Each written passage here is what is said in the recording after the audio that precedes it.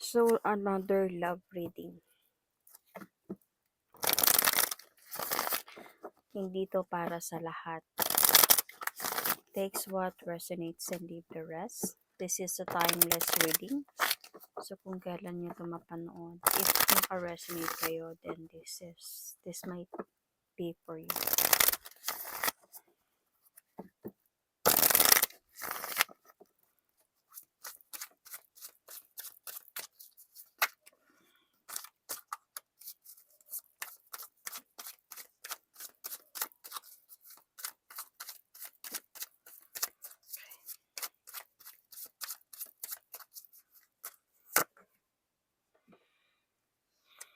Plans.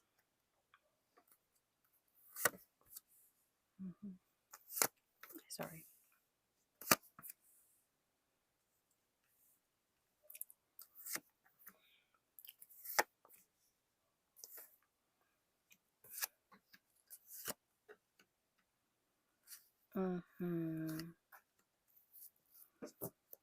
Okay. So, I think right now, nasa point of single ka or moving forward could be. So, itong person mo siguro na involved dito is may plano siguro to siyang bumalik sa'yo. See? Nasa point ka ngayon of single, moving forward towards your goal, reaching out your goals, making yourself busy. Napagod ka na din siguro eh. Siguro inantay mo tong person na to, kaya lang napagod ka na. Hindi mo man gusto na umalis na ng tuluyan. Parang nag-decide ka na lang din talaga. Kasi parang feeling mo wala nang chance to. But at this present, may plano pa to siya na bumalik sa'yo. See? May plano pa to siya na parang mabalik yung harmony ng pagmamahalan ninyo ulit. Alam niya naman siguro na nag-aantay ka.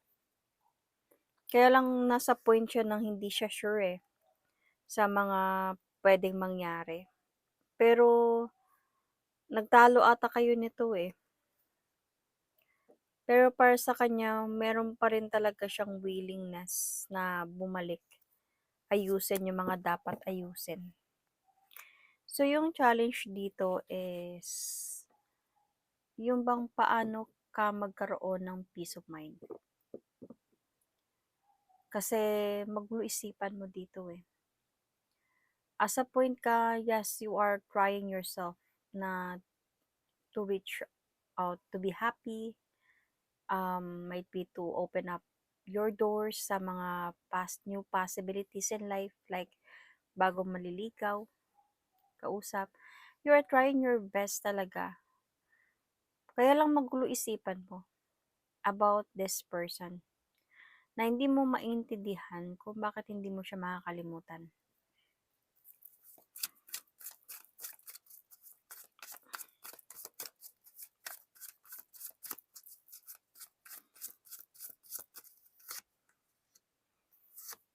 Kasi natudukan naman na yung sa inyo.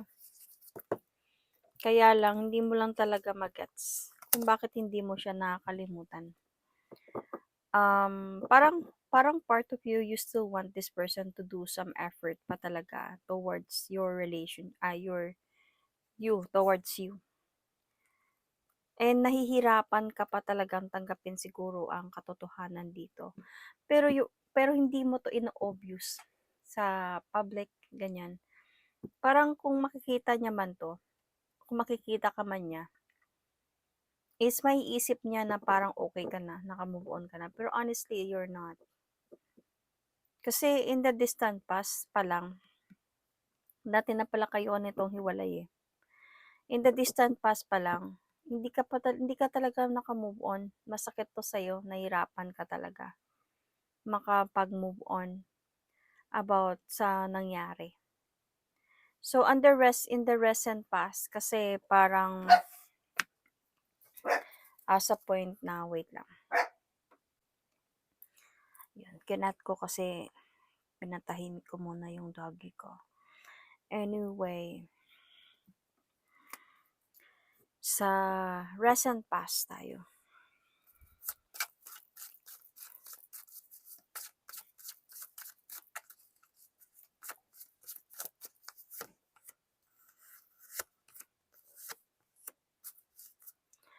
Even dito sa recent past, yeah, you are already trying to heal from what happened, pero gusto mo talaga pa rin na makapag-ayos sa person na to.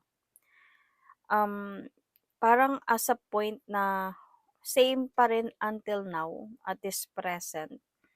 Same pa rin until now na ito pa rin yung gusto mong mangyari. Though a little okay ka na, napagod ka na mag-antay, you just really want to walk away calmly sa situation na 'to. Wala akong magagawa, pagpatuloy ko na lang 'to mag-isa, mag-move on na lang ako kahit hindi madali. In the recent past kasi, umasa ka talaga na mag-offer siya sa'yo ng, serious commitment na magkaayos kayong dalawa, pero nasaktan ka lang din, eh.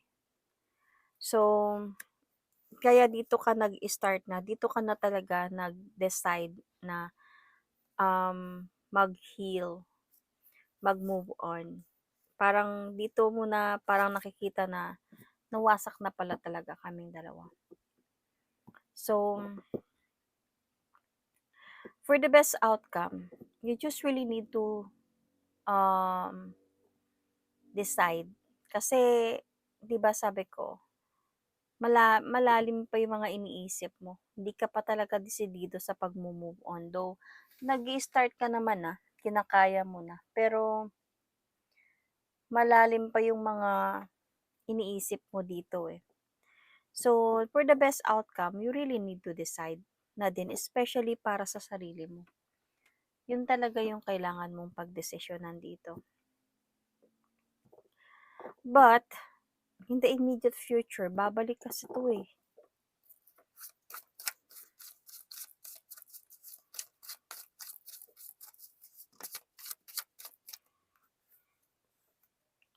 See? Magpaparamdam siya ulit sa'yo in the immediate future.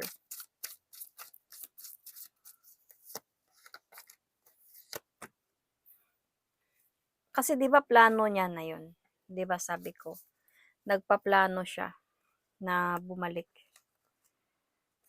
So, baka in the immediate future gagawin niya na 'to.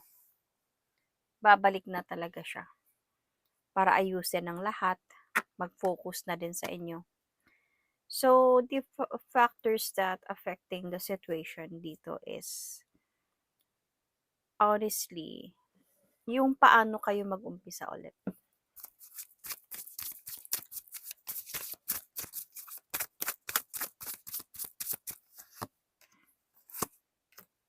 So, paano kayo mag-open up sa isa't isa ulit? Paano kumbaga sa 'di ba in the distant past pa yung hiwalayan ninyo, ibig sabihin 'to medyo matagal-tagal na hiwalayan 'to at bumalik siya. So, parang may mga ilangan na nangyayari dito. So, paano kayo mabalik sa dating like closeness?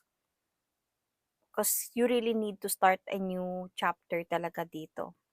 So, ito yung nakakaapekto dito na parang, um, is a bit guarded yung communication ninyo dahil nasa paghiwalay nga ninyo recently. But the thing here is, kahit ganun pa man, may ilangan na nangyayari, whatsoever, nandyan yung love, eh. Nandyan yung love na ito yung pwede kasing mag-connect pa din sa inyong dalawa na to start a new beginning talaga. Hindi na mabalik yung dati. You really need to start a new empire, to build another empire, to start a new story, more beautiful than before. So, itong person kasi na 'to, mahal ka naman talaga niya and kaya siya bumalik talaga, nagplano siya na bumalik. Dahil siguro plinano niya 'to, dahil inaayos niya muna siguro din talaga yung sarili niya. before siya bumalik. Parang hindi siya basta-basta na bumalik lang. Mahal ka talaga niya. Parang na-realize niya na mahal ka niya, kaya nga siya bumalik sa'yo. But your fear here is, baka magiging same na din to before. Baka kasinungalingan lang ang lahat. But you are hoping yung pagbabago niya talaga. That you are hoping na sana nagbago na talaga siya. But honestly, the final outcome here, kayo pa din yung tinadhana para sa isa't isa.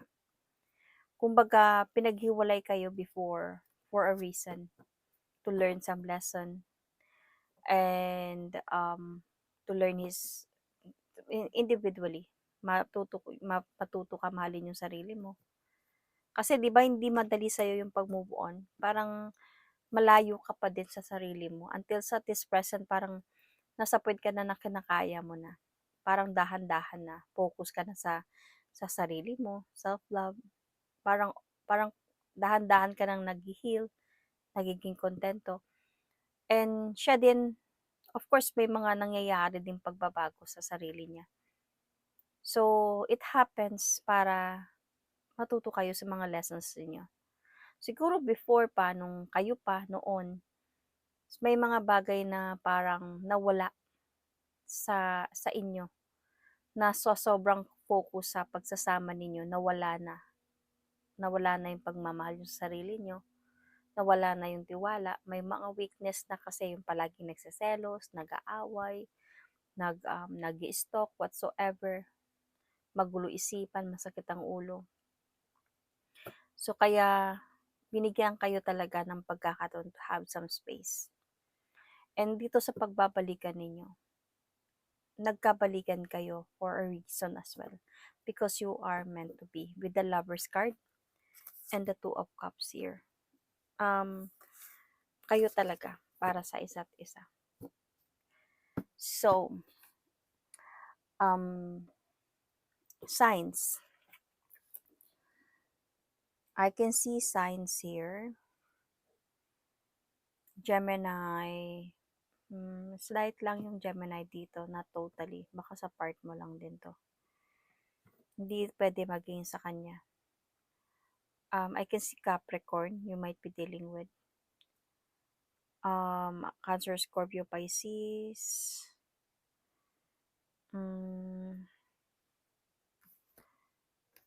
I can see Virgo.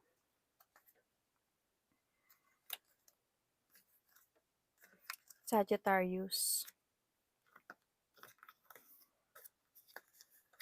Sun, Moon, Rising, Venus. So that is my reading for you. Thank you and